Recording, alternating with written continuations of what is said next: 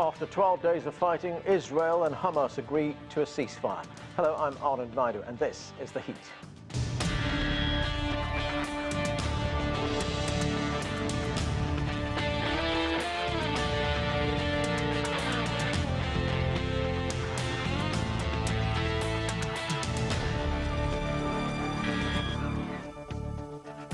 Israel's Security Cabinet voted unanimously in favor of a mutual and unconditional truce in Gaza.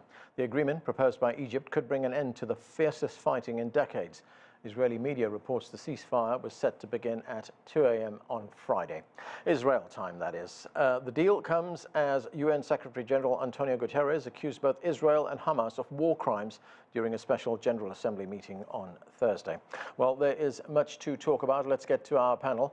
Omar Baddar is the former Deputy Director of the Arab American Institute. Dan Arbell is a 25-year veteran of the Israeli Foreign Service and a scholar in residence at American University's Center for Israeli Studies.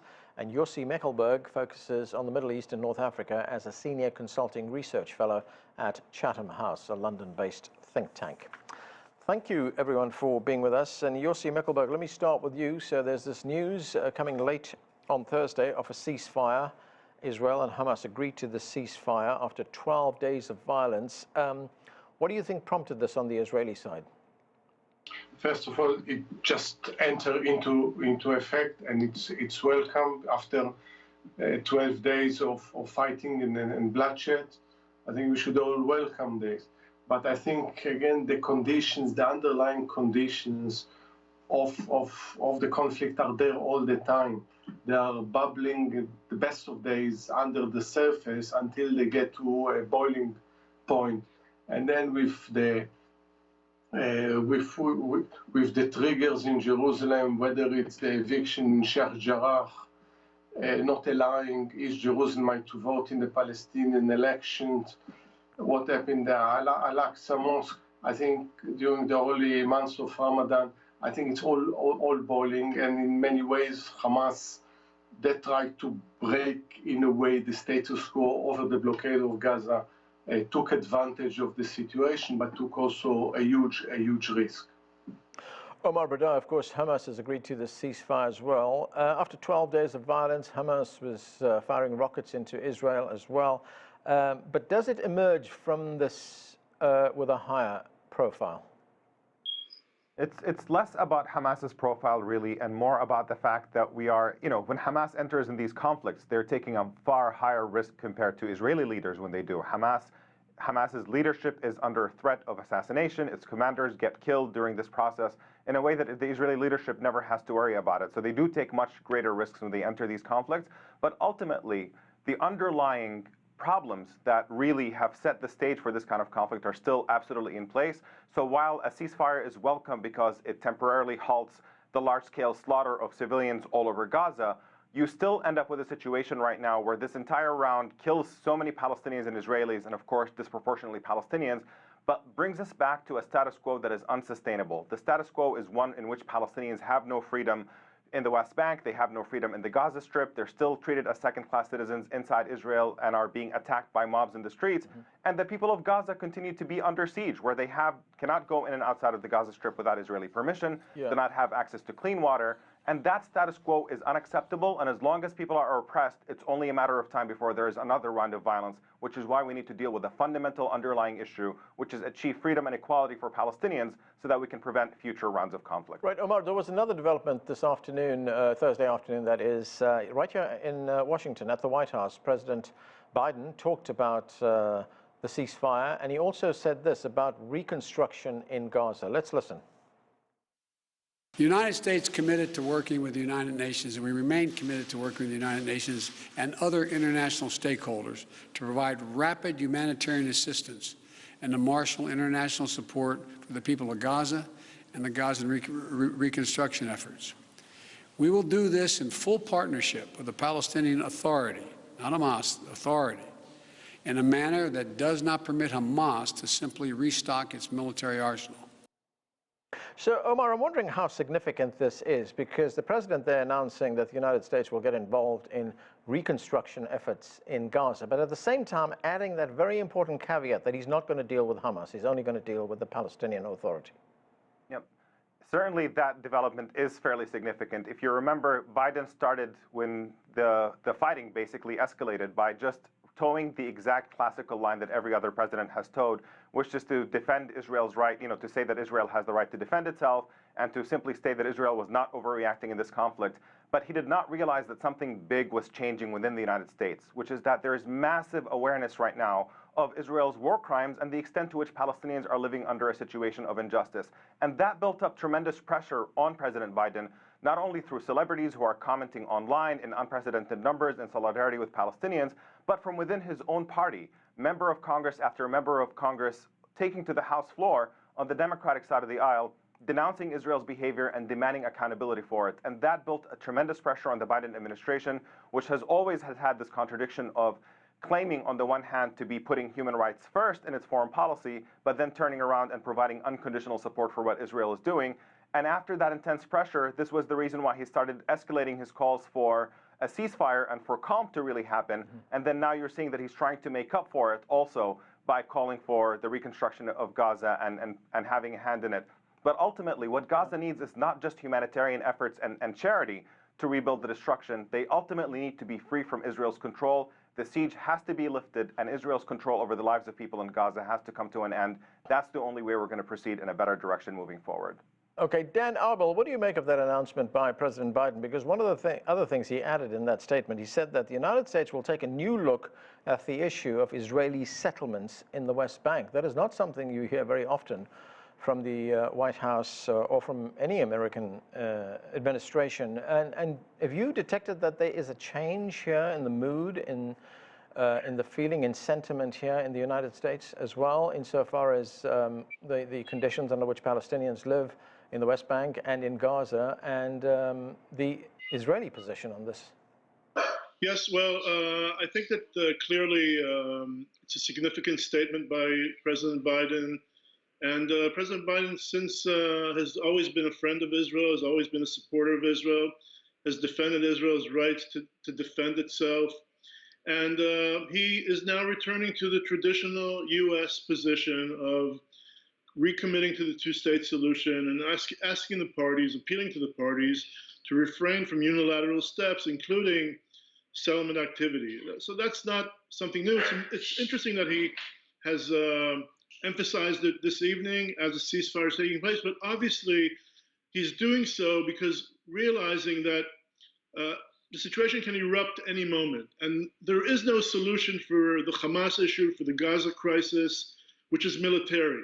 You need to have a diplomatic, political solution. And what Biden is doing, he's laying out some parameters for a possible restart of some political process that will eventually lead to a dialogue, negotiations perhaps, and steps taken by the parties that would help alleviate pressures and help deal with the issues. Because if not, we'll be back at square one within a few months or a few years.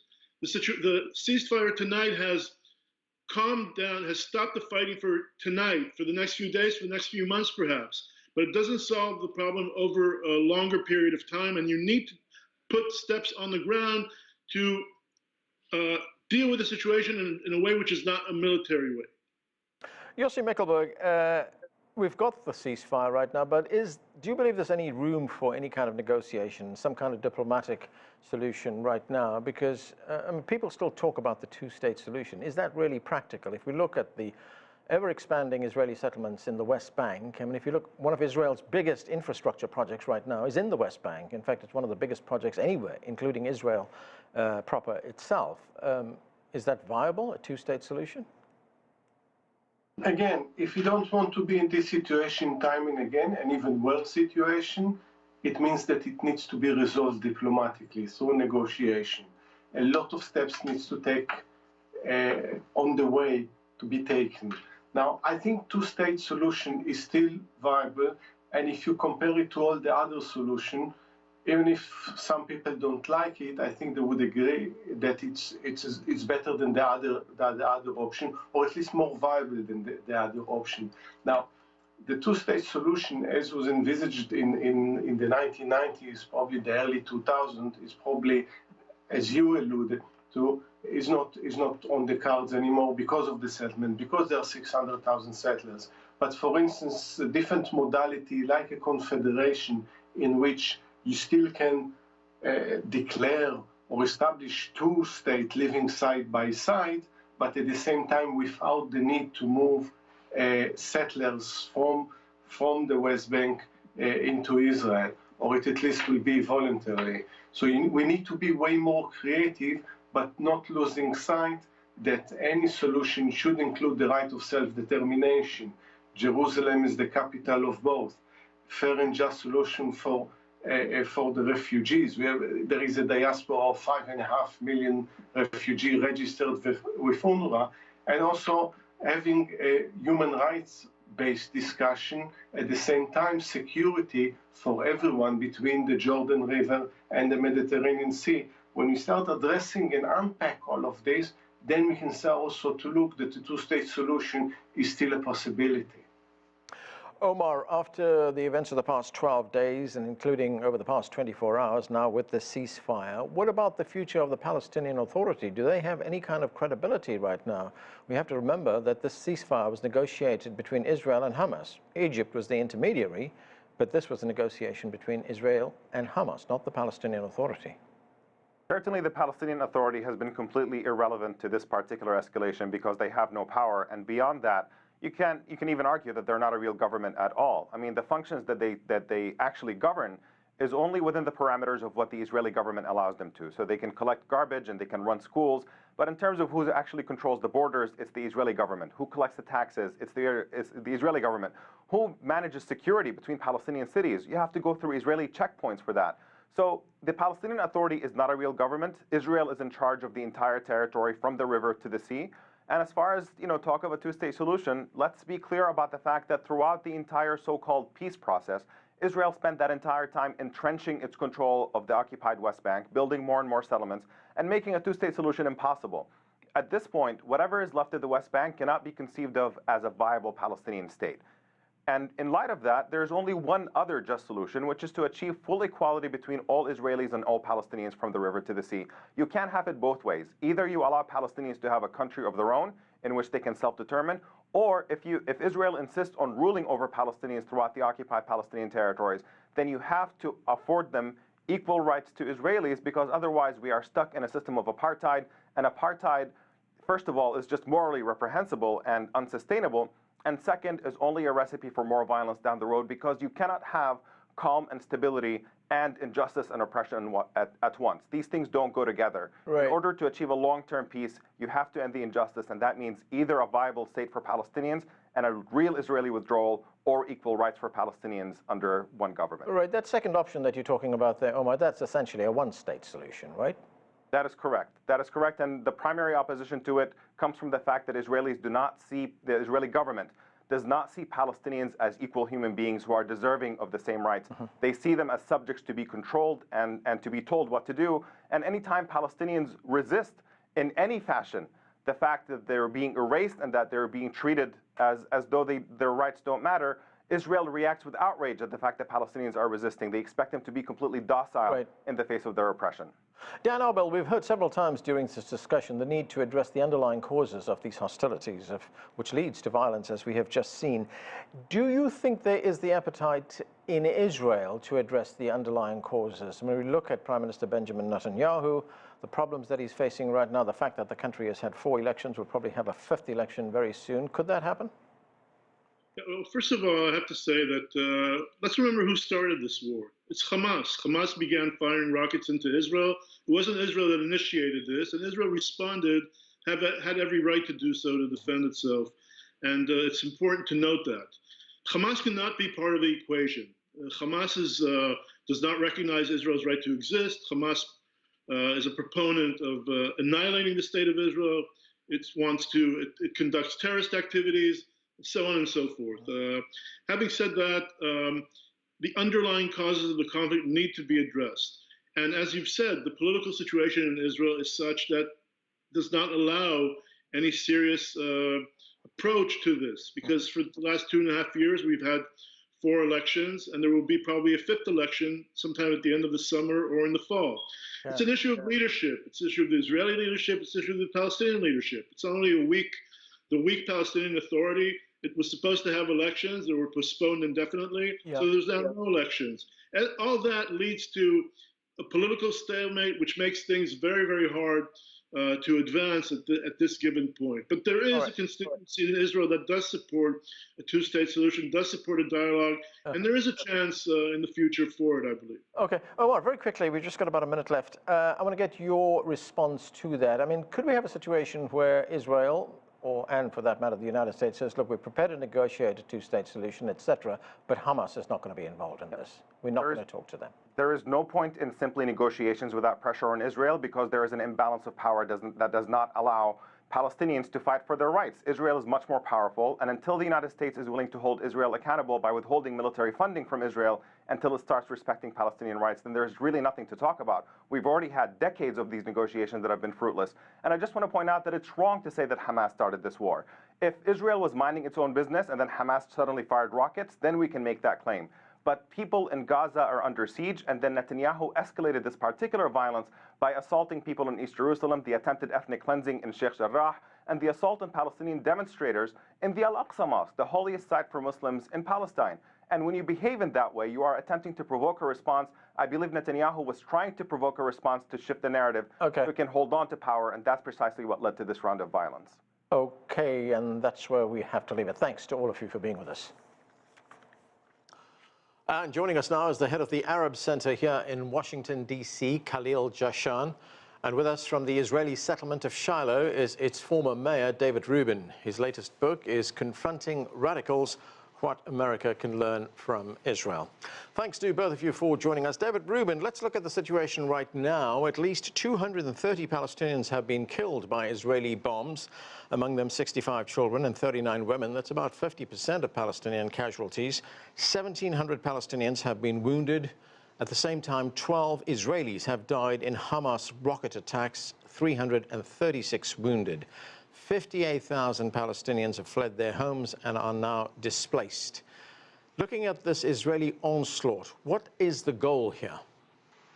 Well, first of all, I think we need to put an end to this false equivalency, pointing out, playing the numbers game to see how many of their people were killed and how many of our people were killed, how many of theirs are wounded, how many of ours are wounded.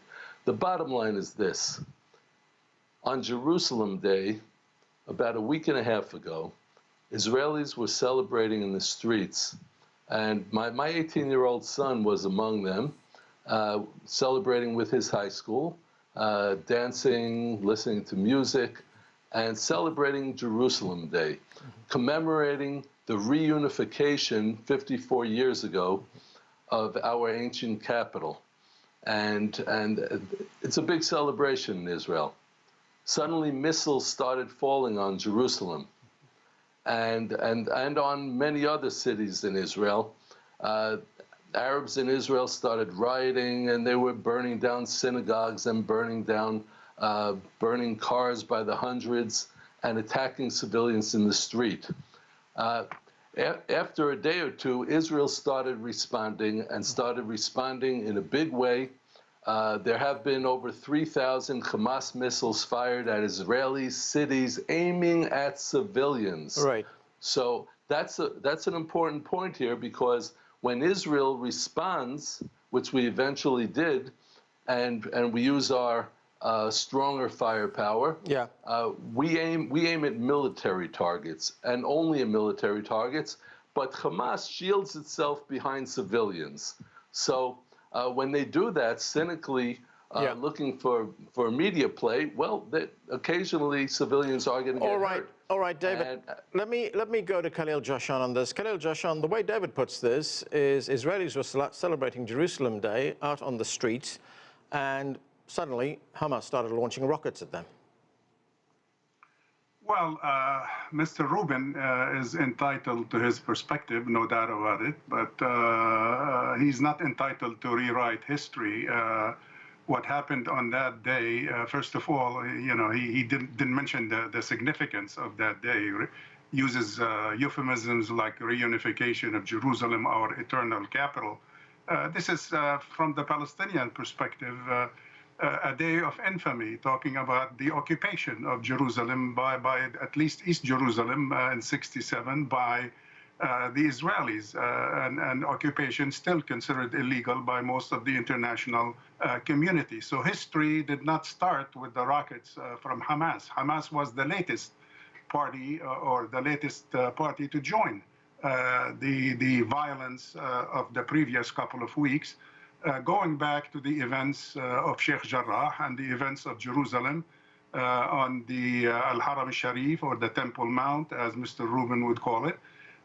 So there were events there that instigated, due to the Israeli crackdown and violence used against the Palestinians in the Jerusalem area, that brought in Hamas into this fight to rescue, if you will, or to try to stop in their own way the violence being rendered on their fellow Palestinians in the Jerusalem area. Okay, David Rubin, this started because Israel were evicting Palestinians from their homes in parts of Jerusalem, as well as that attack, police going into the Al-Aqsa Mosque on what was one of the holiest evenings on the Muslim calendar. Yes, well, let's look at facts, okay? If the gentleman would like to examine facts, let's look at facts, okay? Yes, Jerusalem is our eternal capital. Why do we call it our eternal capital? Because it has been our capital for about 4,000 years. I mean, we're going back to the time of King David and King Solomon. It's called the Temple Mount because the Temple of Israel, that anyone who's biblically literate would read about, knows that temple stood in Jerusalem. It stood on the Temple Mount, which overlooks the Western Wall in Jerusalem. So yes, Jerusalem is our eternal capital. It's not something that we made up here. And I invite the gentleman to check in his Bible if he happens to have one, and he will see that.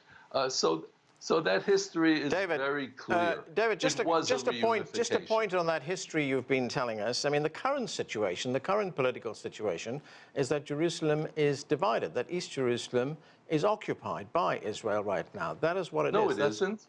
No, that isn't so. Jerusalem was reunited in 1967 in the miraculous Six-Day War. Israel reunited the city, and it has been recognized by the United States as Israel's capital city, as Israel's undivided capital city. So let's put an end to that falsehood, okay? There's a lot of falsehood used here. The Palestinians didn't even exist until 1964, okay, just one at a time. When they established the Palestine Liberation Organization. All right, let me go to Khalil Jahshan. Go ahead, Khalil. I was basically going to say that Mr. Rubin happens to be a settler, which is an illegal activity according to international law. And he is basically a war criminal involved in the illegal possession of Palestinian property that have been turned into his city that he presides over, Shiloh. Now, he claims when was to have Shiloh established? Years. Please tell me. Hey, one at a time. 4,000 years of history. That's his history. He's entitled to it. And if he wants to rewrite it again and again, he's welcome to do that. But there is a system in this world. It's called international law. And he has to abide by that. And of course, basically being of Jewish background, he is entitled to be a full citizen, even though he's occupying other people's land and by force, and presiding over a city supported by the Israeli armed forces, misnomered as the Israeli Defense Forces. And I don't know. I mean, where were you born, David? I mean, I happen to be also an Israeli citizen, technically speaking, because I was born in the country when Israel was established. I can tell you It wasn't a pleasant experience growing up under occupation from 48, not just 67. I don't know where you came from originally, whether you were born in Palestine or not, but that's the nature of the beast. That's the nature of the state. It is a state. Excuse me. There is no country called Palestine. And if you think that there's a country and you're going to continue, if you're going to continue this falsehood, saying that there is a country called Palestine, well, why don't you tell me about that ancient country you call Palestine that you claim that you were dispossessed from? And tell me what was the money. Please, I'm asking you two simple. Please don't interrupt. Please don't interrupt. I'm asking you two simple questions. What was the monetary currency of that country that you claim once existed? Can you answer that question, please? Oh, of course. It's called the Palestine pound, which existed before the State of Israel did. And as a matter of fact, you're talking about what was established by the. You're talking about what's established by the British colonial power. Okay, David, I don't want to get bogged down in history. I want to talk about the current situation right now. My initial question to you was, what does Israel hope to achieve with this military action on Gaza? Israel hopes to defend its citizens. If the Hamas terrorists, which are akin to ISIS, and most Americans know what ISIS is. Okay, the Hamas also was formed from the Muslim Brotherhood, and they are akin to ISIS and Al Qaeda and other radical organizations like that. And in my book, Confronting Radicals: What America Can Learn from Israel, I show the similarity between those Muslim radical organizations that this gentleman is defending. Right. When one of their leaders came out recently and said that he believes in chopping off the heads of Israelis, tell me where that comes from. He didn't say that. Khalil Jahshan, let me ask you. Yes, he did. Yes, he did, and I can provide the documentation. By other people's land and deprive them of their rights and their property. You are the equivalent to ISIS. Number one, I'm not a supporter of Hamas. I'm not a fan of Hamas. Khalil Jahshan, I know that you're not a supporter of Hamas, but given that Hamas has now taken this fight to the Israelis and that it looks like the Palestinian Authority under Mahmoud Abbas is powerless, they appear emasculated right now, does Hamas emerge from this strengthened? Does it have more credibility among the Palestinian people? Thanks to Netanyahu, it does, yes. And frankly, that's probably the intended purpose here, is to empower Hamas, to weaken the Palestinian Authority, or some people call it the peace camp, on the Palestinian side. Then they can come on TV programs like this one and claim that there is nobody to talk to. These are like ISIS. They are terrorists, and they write books about them. And they refuse to look in the mirror to see what they stand for and where they came from and what they are advocating. Okay, David, Rubin, Khalil Jahshan, we are going to have to leave it there. Clearly, we're not going to resolve this right now. But thanks to both of you for being with us. And that is it for this edition of The Heat. I'm Omar in Washington, D.C. Thanks for watching.